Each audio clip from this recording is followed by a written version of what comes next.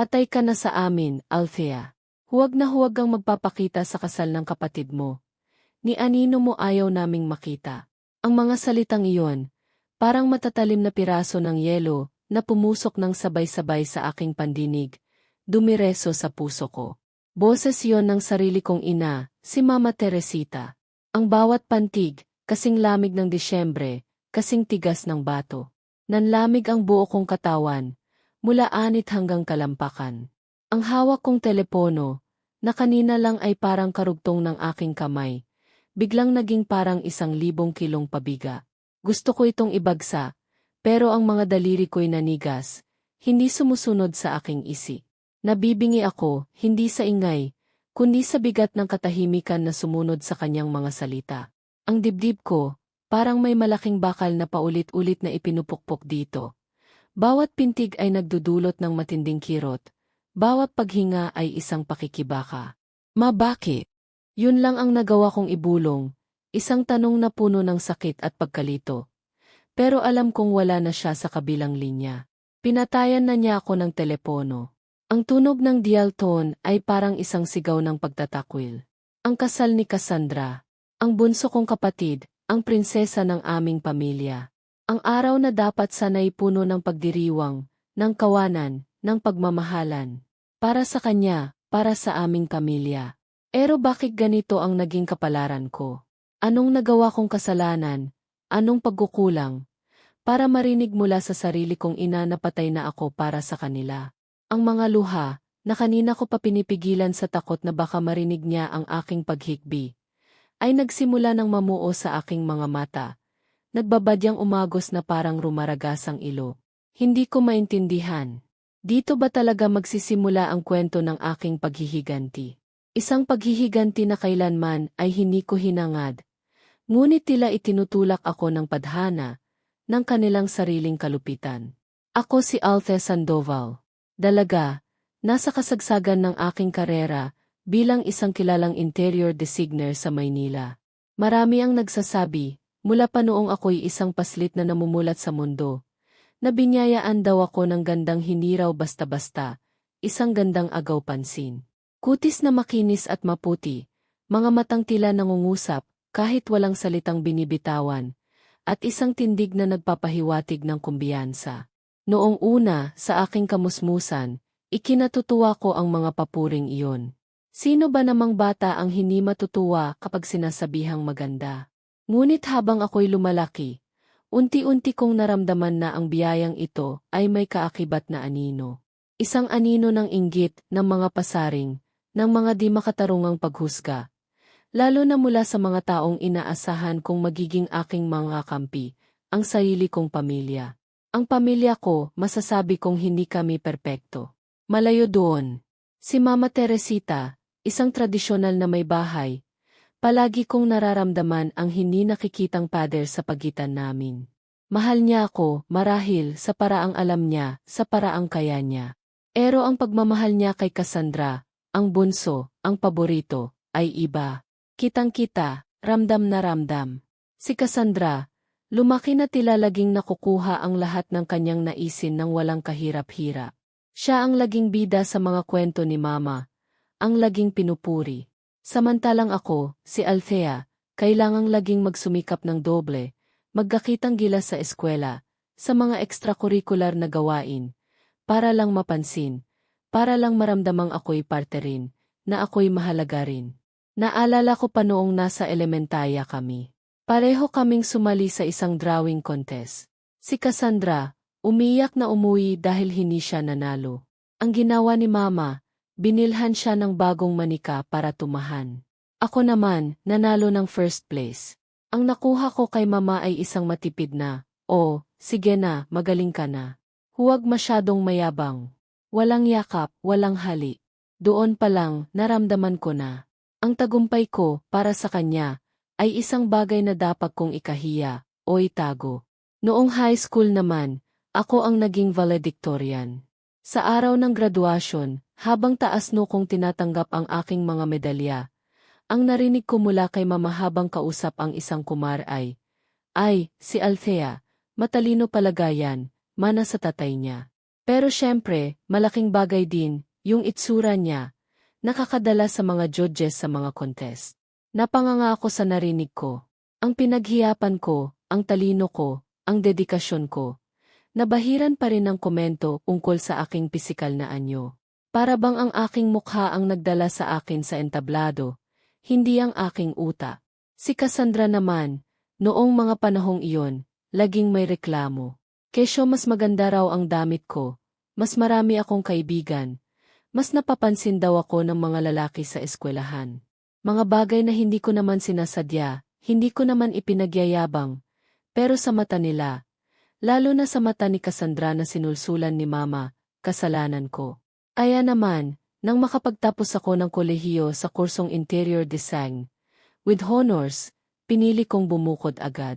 Naisip ko, baka ang distansya ang kailangan namin para magkaroon ng mas maayos na relasyon.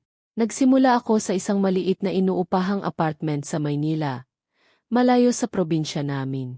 Nagtrabaho ako bilang junior designe sa isang hindi gaanong kilalang kumpanya. Bawas sahod, maingat kong iniipon. Bawat proyekto, gaano man kaliit, ibinubuhos ko ang lahat ng aking talento at dedikasyon. Unti-unti, sa awa ng Diyos at sa sarili kong pagsusumikap, nakaipon ako ng sapat na puhunan para magtayo ng sarili kong maliit na design studio. Pawis, dugo, at maraming gabing walang tulog ang naging puhunan ko. Ngunit nagbunga naman. Nakilala ang pangalan ko sa industriya. Kinuha ako ng mga malalaking kliyente. Nakabili ako ng sarili kong condominium unit, tapos isang bahay sa isang subdibisyon, at magarang sasakyan. Nakakatulong na rin ako sa kanila sa probinsya paminsan-minsan. Nagpapadala ng pera, lalo na kapag may pangangailangan, kahit hindi sila hayagang humihingi. Pero imbes na ikatuwa nila ang aking mga tagumpay, parang mas lalo akong lumayo sa kanilang paningin. Ang aking mga achievements, tila naging salamin na lalong nagpapakita ng kung ano ang wala sila. Isang bagay na hindi ko kailanman sinadyang iparamdam. Kahit may distansya, hindi ako tumigil sa pag-asa. Umaasa akong balang araw, matatanggap nila ako ng buo, kasama ang aking mga tagumpay at ang aking pagkatao. Na maunawaan nilang ang lahat ng aking pagsisikap ay para rin sa pamilya, para mayahon sila sa simpleng buhay na kinagisnan namin.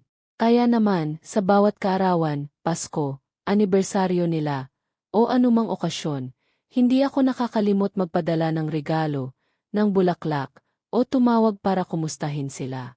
Laging magalang, laging mapagkumbaba. Ang buhay ko sa mata ng iba ay perpekto. Maganda, matagumpay, mabay. Isang huwarang ana. Pero sa likod ng mga ngiti ko, sa likod ng aking mga designer na damit, may kiyot. Isang malalim na kirot ng pangungulila sa tunay na pagmamahal at pagtanggap ng isang pamilya. Nang dumating ang balita na engaged na si Cassandra kay Mark, ang kanyang long-time boyfriend, una kong naramdaman ang puwang tuwa. Sa wakas, isang masayang kabanata para sa kapatid ko. Agad kong kinuha ang telepono, hindi na makapaghintay na batiin siya. Hello, Cass. Nabalitaan ko kay Tita Mila. Congratulations. Sobrang saya ko para sa inyo ni Mark. Masigla kong bati, puno ng sinseridad at excitement para sa kanya. Ang sagot niya sa kabilang linya, parang hangin lang na dumaan. Salamat. Walang sigla, walang excitement na karaniwang naririnig ko sa mga bagong engage. Para bang obligasyon lang na sumagot. Nang si Mama naman ang nakausap ko para batiin, mas lalo akong nanlamig. Ma, ang saya naman ng balita kay Cassandra. Finally! Ganyan talaga ang buhay, Althea. Darating din sa ganyan yan. Huwag ka masyadong maingay, baka mausog pa, sabi niya, na parang pinapagalitan pa ako sa aking kuwa. Nagalok ako ng pulong, buong puso. Ma, Cass, bilang interior designer, baka gusto niyong tulungan ko kayo sa them ng kasal, sa styling ng venue, o kahit sa mga invitations. Expert ako diyan.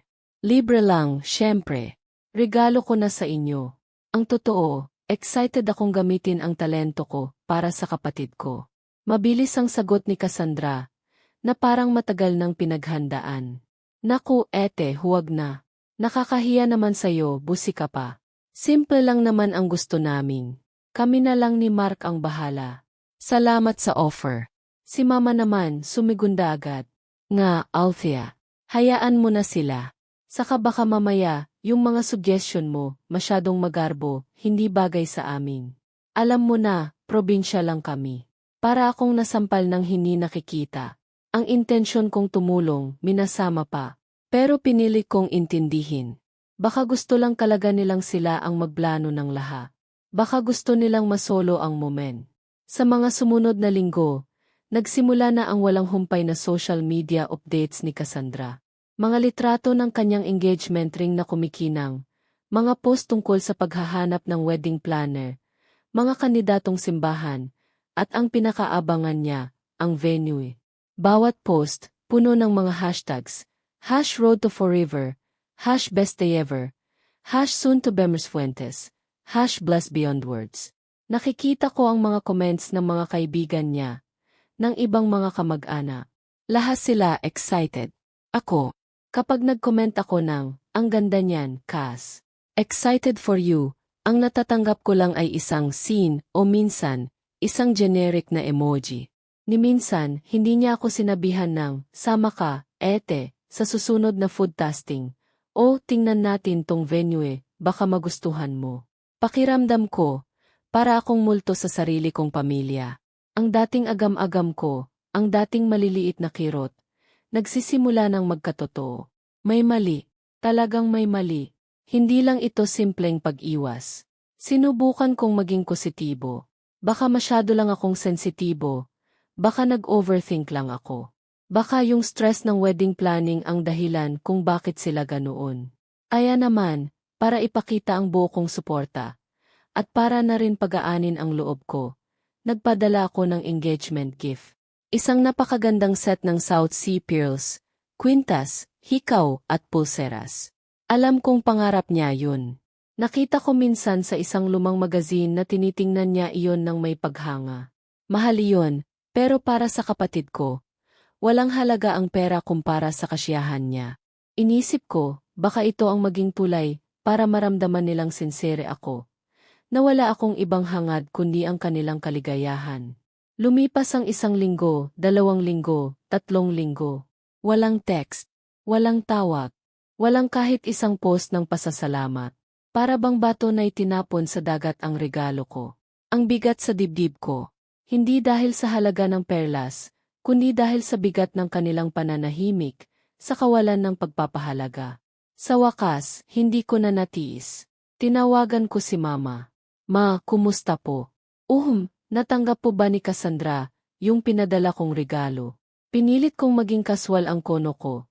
Kahit ang puso ko ay kumakabog sa kaba. Ang sagot niya, parang patalim na humiwa sa puso ko. Malamig at walang emosyon. Yung alahas baka mo. Nandito. Ang mahal naman yata noon, Althea. Alam mo naman, hindi kami sanay sa mga ganyang luho. Baka kung ano pa ang isipin ng ibang tao. Baka sabihin, nagkapayabangan na tayo. Ang lamig, ang sarkasmo, para bang sinasabi niyang nagpapasikat lang ako. Na ang regalo ko ay isang paraan para ipamukha ang yaman ko sa kanila. Ma, regalo ko po yun kay Cassandra. Walang ibang ibig sabihin yun kundi pagmamahal ko sa kanya. Depensa ko, nanginginig na ang boses. Ganoon ba? Sige, sasabihin ko sa kanya. Walang kabuhay-buhay niyang sagot. Na parang napipilitan lang. Pagkatapos noon, nagpaalam na siya agad. Ilang araw pagkatapos ng usapang iyon, tumawag si Tita Mila, kapatid ni Papa na medyo malapit sa akin, dahil siya lang ang tila nakakaintindi sa akin sa aming angkan. Althea, iha, may lungkot at pag-alala sa boses niya. Alam mo, ayoko sanang manghimasok sa inyong pamilya, pero hindi na kaya ng konsensya ko ang mga narinig ko. Kinabahan ako. Ramdam ko, may hindi magandang balita. Ano po yun, Tita Mila? Kanina kasi, nandito sa bahay ang mama mo at si Cassandra. Nagpaplano sila para sa kasal. At narinig ko yung pinag-usapan nila tungkol sa'yo. Huminga siya ng malalim, na parang naghahanda sa sasabihin. Sabi ng mama mo, mas mabuti raw na wag ka na lang umaten sa kasal. Baka raw agawin mo lang ang eksena. Si Cassandra naman, sabi niya, Naiinis daw siya kasi parang gusto mo laging ikaw ang bida. Na baka raw mas maganda ka pa sa kanya sa mismong araw ng kasal niya. Kaya mas mabuti nang wala ka. Nanigas ako sa kinaupuan ko. Hindi ako makapagsalita. Ang mga salitang yun, parang mga basag na bote na isinasaksak ng paulit-ulit sa aking puso. Ako, gusto kong agawin ang eksena. Kailanman, hindi sumagi sa isip ko ang ganoong bagay. Ang tanging hangad ko lang ay ang maging masaya para sa kanya. Ang makita siyang lumalakad sa altar na masaya. Tita, hindi po yan totoo. Alam niyo po yan, halos mangyak-ngiyak kong sabi, ang boses ko ay basag na. Alam ko, iha. Kilala kita mula pagkabata. Pero yun ang naririnig ko sa kanila. Ang masakit pa, Althea, sabi nila, mas mabuti raw na wag ka na lang umaten. Para iwas gulo. Para perfect daw ang araw ni Cassandra. Parang plinaplano nilang hindi ka imbitahan. O kung imbitahan ka man, para lang masabi. Doon na gumuho ang mundo ko. Ang sarili kong ina at kapatid, ganito ang tingin sa akin. Ganito ang mga plano nila para sa akin. Itataboy ako. Ipagkakay sa akin ang karapatang makasama sila sa isang napakahalagang okasyon sa buhay ng kapatid ko. Ang dating kaba at lungkot, napalitan ng isang mapait na pagkaunawa, isang matinding kabiguan. Hindi lang ito simpleng kampuhan o hindi pagkakaunawaan. Ito ay malalim na inggit at kawalan ng pagmamahal. Ang bawat post ni Cassandra tungkol sa napili nilang dream venue, sa mga mamahaling bulaklak na gagamitin, sa designer gown niya na libo-libo ang halaga, lahat yun, parang sampal sa mukha ko. Lalo na't alam kong ako naman ang laging kumutulong sa kanila sa pinansyal kapag kinakailangan. Ang sakit, parang tinutusok ng libu-libong karayom ang puso ko. At bawat tusok ay may lason. Hindi na ako makatulog ng maayos. Sa gabi, pauli-ulit kong naririnig sa aking isipan ang mga sinabi ni Tita Mila, na para bang sirang plaka. Sa umaga, parang wala akong lakas bumangon at harapin ang mundo. Ang gandang madalas purihin ng iba, parang naging sumpa sa akin. Ang tagumpay kong pinaghirapan, parang naging kasalanan ko pa. Isang gabi, habang nakatitig ako sa kisame ng aking kwarto, napuno na ako. Agod na akong umiya, agod na akong masaktan. Kailangan kong marinig mula mismo sa kanila. Kailangan kong malaman ang punot dulo ng lahat ng ito. Dinayal ko ang numero ni Mama. Ang mga kamay ko ay nanginginig. Ngunit ang puso ko ay buo na sa desisyon. Hello, sagot ni Mama. Ang boses niya ay halatang naiistorbo. Ma, si Althea po ito. Pinilit kong patatagin ang boses ko. Kahit ang lalamunan ko ay parang may nakabara. Pwede po ba tayong mag-usap? Nang seryoso. Tungkol po sa kasal ni Cassandra. At tungkol sa akin. Narinig ko ang iitadong buntong hininga niya sa kabilang linya. Isang tunog na sanay na akong marinig mula sa kanya. Ano na naman ba to, Althea? Hindi ka ba napapagod sa kadramahan mo? Ma, ako po ba ang dapat mapagod? Hindi ko na napigilan ang sarili ko. Ang sama ng loob ay kumawala na. Kayo po itong gumagawa ng ikasasakit ng loob ko. Bakit po parang kasalanan ko ang lahat? Bakit niyo ako gustong itaboy sa kasal ng sarili kong kapatid? Doon na siya sumabog. Ang boses niya ay tumaas, puno ng galit at mga hinanakit na matagal na niyang kinikimkim. Dahil pabida ka, Althea. Simulat sa pool, pabida ka. Noong mga bata pa kayo, kapag may bisita, ikaw lagi ang pinupuri dahil sa isura mo. Si Cassandra, ang kapatid mo, laging nasa anino mo lang, parang segunda klase. Ngayon, sa pinakamahalagang araw ng buhay niya, sa kasal niya, gusto mo pa rin siyang sapawan. Gusto mo pa rin ikaw ang bida. Ang bawat salita niya, parang hagupit ng latigo na tumatama sa aking kaluluwa. Ang mga akusasyon, walang basehan, purong inggit. Ma, hindi po yan totoo. Kailan ko po ginawa yun? Palagi ko pong inuuna si Cassandra. Palagi ko kayong iniisip, halos pasigaw kong depensa. Pero alam kong wala na itong silbi. Nakatanim na sa isip niya ang mga maling paratang. Huwag ka nang magsinungaling, Althea. Nakikita namin. Yang tagumpay mo sa Maynila, yang pera mo, yang mga mamahalin mong gamit, akala mo ba natutuwa kami diyan? Insulto yan sa simpleng kamumuhay namin dito sa probinsya. Ipinapamukha mo sa amin na hamak kami kumpara sa'yo.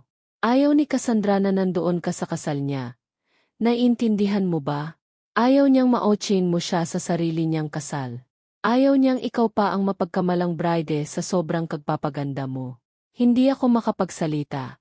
Parang may bumabara sa aking lalamunan. Parang pinipiga ang aking puso hanggang sa madurog. Ang sarili kong ina, ganito kababa ang tingin sa akin.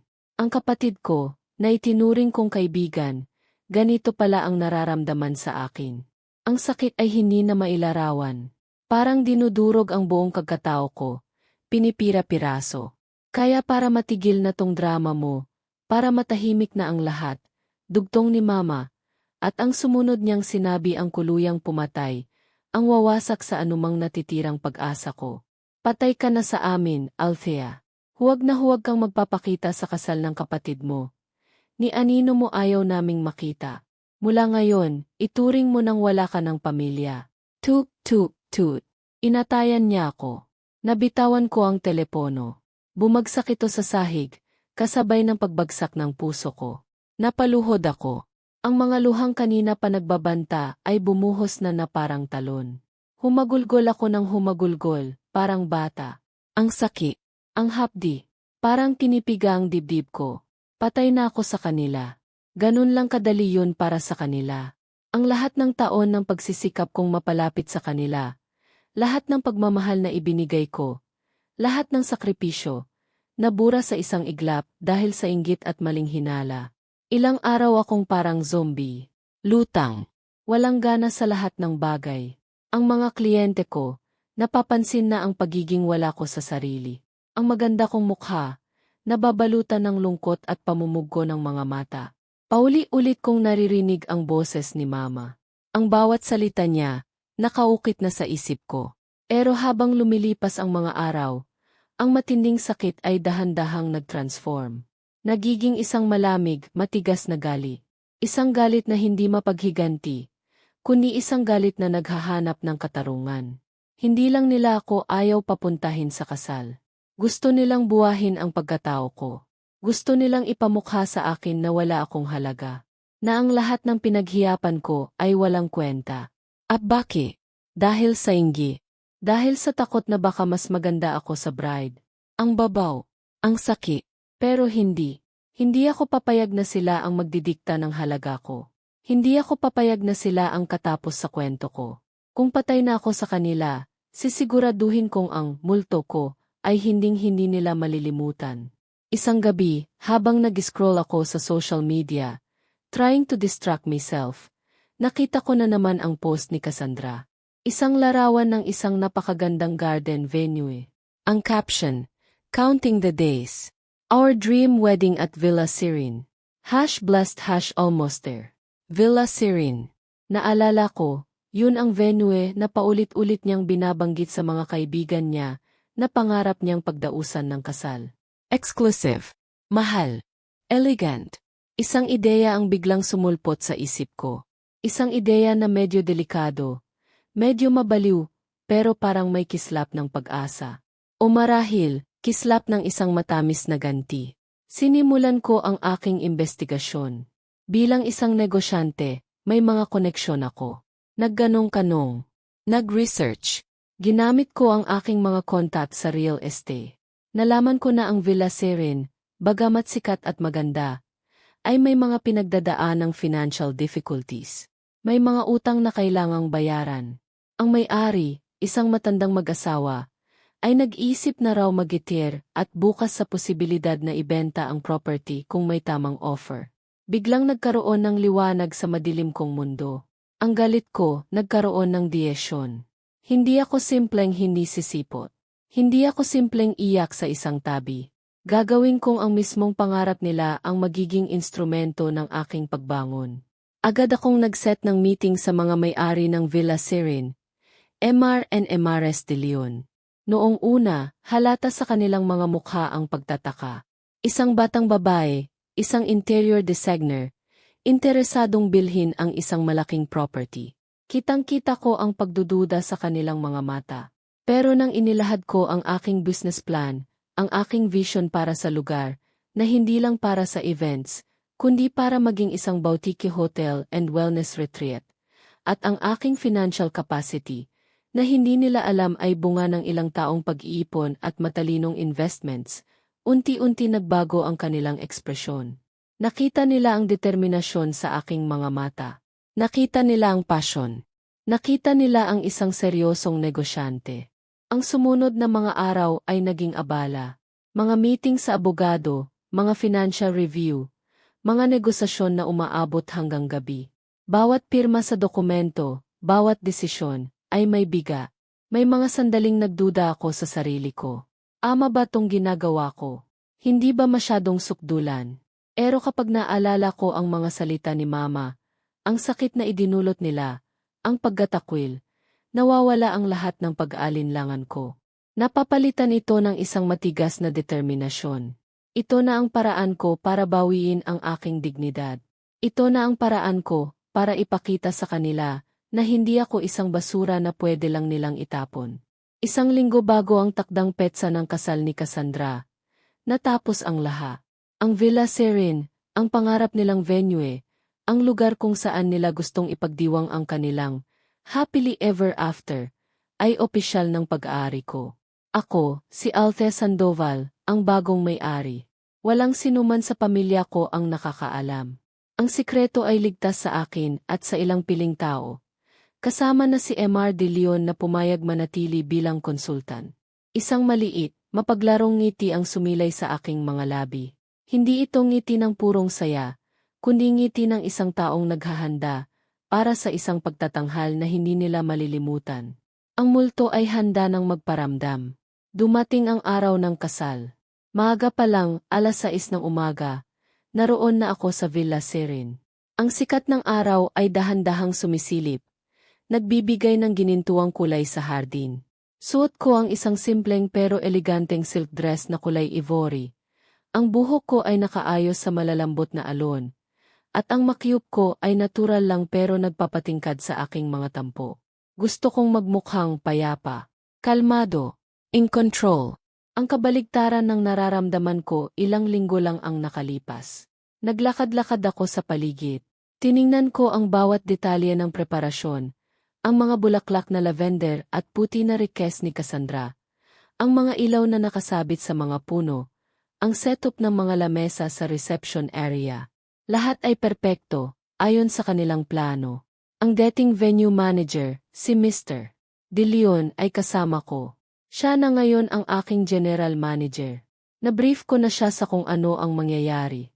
Noong una ay nagulat siya, pero bilang profesional, sumunod siya sa aking mga tagubilin. Nagsimula nang dumating ang mga suppliers, ang catering, ang mga musikero, at maya-maya pa, ang mga unang bisita. Nakikita ko ang kanilang paghanga sa ganda ng lugar. Ang iba, bumabati sa akin. Iniisip marahil na ako ay isa sa mga abay o malapit na kaibigan ng ikakasal. Nginingitian ko lang sila. Bandang 9:00, dumating ang sasakyan ng pamilya ng groom. Maayos silang pinapasok at inasikaso ng staff. At ilang minuto pa, ang bridal car. Huminto ito sa mismong tapat ng main entrance ng villa. Nakatayo ako uon sa tabi ni Mr. De Leon, naghihintay. Unang bumaba si Mama. Nakasuot siya ng isang mamahaling Filipiniana gown. Ang buhok niya ay nakaayos, at ang makyup niya ay makapal. Mukha siyang irritable, marahil dahil sa ini o sa stress. Sumunod si Cassandra. Nagniningning siya sa kanyang puting bridal gown. Maganda siya, kailangan kong aminin. Ang mukha niya ay pinaghalong excitement at nerbiyos. Hawak niya ang isang bouquet ng mga puting rosas. Nang makita nila ako, pareho silang natigilan. Si Mama, mula sa pagiging irritable, ay biglang nanigas. Ang mga mata niya ay nanlaki, puno ng hindi makapaniwalang ekspresyon. Si Cassandra naman, ang ngiti sa kanyang labi ay unti-unting nawala, napalitan ng pagkalito, tapos ay takot. Ang bouquet na hawak niya ay bahagyang nanginig. Good morning, Mrs. Sarmiento Cassandra. Welcome to Villa Serene, bati ni Mr. De Leon, profesional ang tono. Pagkatapos, tumingin siya sa akin. And may I introduce to you the new owner and proprietor of Villa Serene, Miss Althea Sandoval. Ang katahimikan na sumunod ay parang isang malakas na kulog. Maririnig mo ang huni ng mga ibon, ang lagaslas ng fountain sa di kalayuan. Pero sa pagitan naming apat, parang huminto ang oras. Si Mama napanganga. Walang salitang lumabas sa kanyang bibig. Ang kulay ng kanyang mukha ay nagpalit-palit mula sa pula, puti, tapos ay parang berde. Si Cassandra, namutla na parang kapel. Ang mga mata niya ay nakatitig sa akin. Puno ng tanong at hindi maipaliwanag na emosyon. Althea, si Cassandra ang unang nakabasag ng katahimikan. Ang boses niya ay nanginginig, halos pabulong. Anong ginagawa mo rito? Sinong may-ari? Ngumiti ako. Isang matamis, kalmadong ngiti. Ang ngiti ng isang taong hawak ang lahat ng baraha. Magandang umaga, Mama. Magandang umaga, Cassandra. Tama ang narinig nyo. Welcome to Villa Sein, MY Villa Sirin. Idiniin ko ang salitang MY. Anong ibig mong sabihin? Anong kalokohan to, Althea? Halos pasigaw na sabi ni Mama. Nabawi na ang kanyang boses, puno ng galit at pagkalito. Mr. De Leon, ano tong pinagsasabi ng babaeng to? Wala pong kalokohan dito, Mama. Mahinahon kong sagot. Pinanatili ang ngiti sa aking labi. Totoo po ang sinabi ni Mr. De Leon. Binili ko po ang Villa Sirin. Matagal na. So, technically, ako po ang host ninyo ngayon. Nagustuhan niyo ba ang ayos? Ako mismo ang nag-supervise ng final touches kanina para siguraduhing perpekto ang lahat para sa dream wedding ni Cassandra. Ang sarkasmo sa boses ko ay hindi nila napansin o pinili nilang hindi pansinin. Nakita ko si Papa na nagmamadaling lumapit, kasama ang ilang mga tiyuhin at tiyahin. Ang mukha niya ay puno ng pag-aalala. Althea, anak ano to? Totoo ba yung mga narinig ko?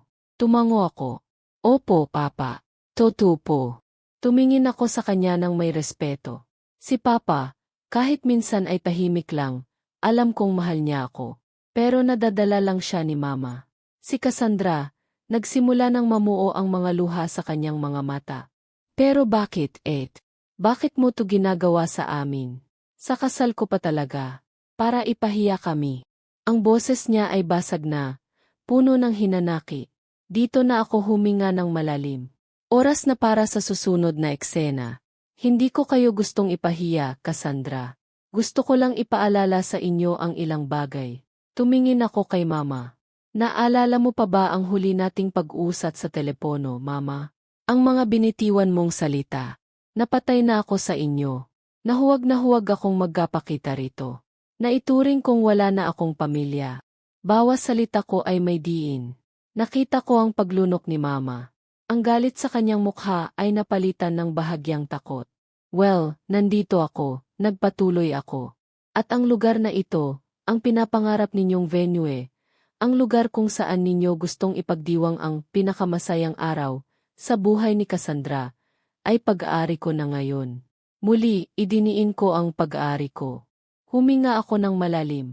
Pero, sabi ko, at nakita ko ang bahagyang pag-asa sa mukha ni Cassandra. Dahil mabait naman itong multo na idineklara ninyo, at dahil kasal mo naman, Cassandra, pwede pa ring matuloy ang kasal dito. Walang bayad. Regalo ko na sa inyo. Ang pag-asa sa mukha ni Cassandra ay lumaki. Si Mama, parang nakahinga ng maluwag. Pero hindi pa ako takos. Pero, dugtong ko, at ang ngiti ko ay naging mas makahulugan.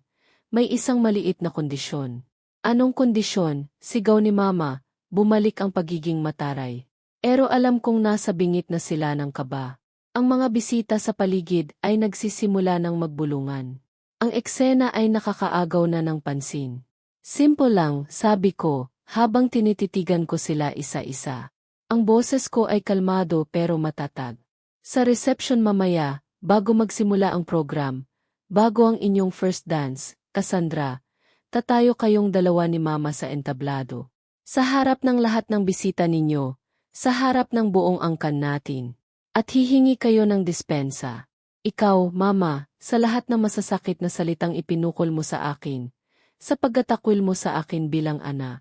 At ikaw naman, Cassandra, binalingan ko ang kapatid ko na humahagulgol na, hihingi ka ng tawad para sa lahat ng kasinungalingan, sa paninira, at sa inggit na naging ugat ng lahat ng ito. Isang public apology. 4 at mula sa puso. Nanlaki ang mga mata nila. Ano, sabay nilang sabi. Kung hindi ninyo gagawin yun, nagkibit balikat ako, pasensyahan tayo. Marami pa namang ibang simbahan o restaurant sa paligid, hindi ba? Baka may bakante pa sila. Pwede nyo namang ilipat ang kasal. Pero dito sa Villa Serene, sa aking Villa Serene, hindi matutuloy ang kasal ninyo kung hindi nyo gagawin ang kondisyon ko. Ang sumunod na mga minuto ay parang eksena sa isang pelikula. Si Cassandra, napaupo sa isang bench, humahagulgol, sinisisi si Mama. Si Mama, namumula sa galit at hiya, sumisigaw, nagbabanta na isusumbong ako kay Papa at sa mga lolo't lola namin. Si Papa, nagmamakaawa sa akin. Althea, anak, parang awa mo na. Huwag naman ganito. Pamilya pa rin tayo. Pag-usapan natin to. Papa, sila po ang nagsimula nito, mariin kong sabi. Sila ang kumapak sa pagkatao ko. Sila ang nagdeklara na patay na ako. Ito lang ang paraan para makuha ko ang katarungang nararapat sa akin. Ang dignidad ko ang nakataya rito. Ang mga wedding coordinator nila ay nagpapanik na. Nagsisiksikan na ang mga bisita. Ang iba, kinukuhanan na kami ng video gamit ang cellphone. Isang malaking eskandalo. Sinubukan nilang tumawag sa ibang venue pero syempre, wedding day, fully book ang lahat. Sa huli, pagkatapos ng halos 1 oras na puno ng iyakan, sigawan, bulungan, at desperasyon, sumuko sila. Wala silang kagpipilian. Napilitan silang sumang-ayon sa aking kondisyon. Ang mukha ni Mama ay parang binagsakan ng langit at lupa. Si Cassandra, mugko na ang mga mata, ang maganda niyang makyup ay sira na. Ang seremonya sa hardin ay natuloy, pero ang atmosphere ay napakabiga. Para kang dumalo sa isang burol, hindi sa kasal. Bawat ngiti ay pili. Bawat palakpak ay matamlay. Ramdam ng lahat ang tensyon. Ako, pinanatili ko ang aking distansya. Umupo sa isang tabi, nagmamasid. As sa reception, tulad ng napag-usapan, bago pa man simulan ang programa, umakyat sa entablado si Cassandra at si Mama. Ang lahat ng mata ay nakatutok sa kanila. Ang katahimikan ay nakakabingi. Nanginginig na hinawakan ni Cassandra ang mikropono. Good evening everyone. Nagsimula siya, basag ang boses. Ang dating kumpiyansa niya ay naglaho na. Bago po ang lahat, gusto ko lang pong humingi ng tawad sa Ate Althea ko. Napahikbi siya. Ang mga luha ay muling dumaloy sa kanyang mga pisngi. Ate, patawarin mo ako sa lahat ng kasalanan ko sa iyo, sa mga nasabi ko, sa paninira ko, sa inggit ko. Patawad. Halos hindi na niya matapos ang sasabihin. Ang mga bisita, tahimik na nanonood. Ang iba naawa. Ang iba, parang nanonood ng teleserye. Sumunod si Mama. Mas matigas ang tindig niya. Pero bakas ang matinding hiya at pagkatalo sa kanyang mukha. Kinuha niya ang mikropono. Althea, patawad din sa mga nasabi ko. Sa aking nagawa. Sana mapatawad mo kami. Maikli. Tipid. Pero sapat na. Ang makita silang dalawa na nakatayo roon, sa harap ng daan-daang tao, na inaamin ang kanilang pagkakamali, iyon ang ganti ko. Hindi ko kailangan ng kanilang sinseridad. Ang kailangan ko ay ang kanilang kagpapakumbaba, na ipinakita nila, ahit pa sa pilitan. Ang ganti ko ay hindi maingay. Ito ay tahimik, elegante, at masakit. Agos hanggang buto. Natuloy ang reception. Ngunit ang kapaligiran ay hindi na kailanman maibabalik sa dati. Ang bawat kanta, parang malungkot. Ang bawat sayaw, parang walang buhay. Ako, pagkatapos ng kanilang apology, tahimik na akong umalis. Nag-iwan lang ako ng instruction kay Mr. De Leon na asikasuhin ang lahat hanggang matapos. Hindi ko na kailangang manatili pa. Nakuha ko na ang gusto ko. Sa mga araw at linggo na sumunod, ang Villa Serene ay lalong nakilala. Marahil, kumalat din ang kwento ng kasal ni Cassandra. Ang relasyon ko sa aking ina at kapatid, tuluyan ng nawasa. May ilang kamag-anak na sumubok mamagitan. Pero para saan pa? Ang sugat ay masyadong malalim. Si Papa, tumatawag paminsan-minsan, nangungumusta, pero hindi na namin pinag-usapan ang nangyari. Ngunit sa kabila ng lahat, nakaramdam ako ng kapayapaan. Isang kapayapaan na nagmula sa pagtinig ko para sa aking sarili. Isang kapayapaan na nagmula sa pagbawi ko sa aking dignidad. Ang Villa Serene ay naging simbolo, hindi lang ng aking tagumpay sa negosyo, kundi ng aking personal na tagumpay laban sa pang-aapi at pagtatakwil. Natutunan ko na minsan, ang pinakamahusay na ganti ay hindi ang gumanti ng kaparehong sakit, kundi ang ipakita sa kanila na ang kanilang masamang hangarin ay hindi kailanman magtatagumpay sa pagwasak sa iyo. Sila ang nagdeklara na patay na ako. Ngunit sa huli, sila ang dahan-dahang namamatay sa anino ng kanilang mga maling ginawa, habang ako ay muling nabuhay, mas matatag, mas may dignidad, at handang harapin ang bawat bukas ng may ngiti sa labi. Dito sa sarili kong magandang villa, isang reyna sa sarili kong kaharian.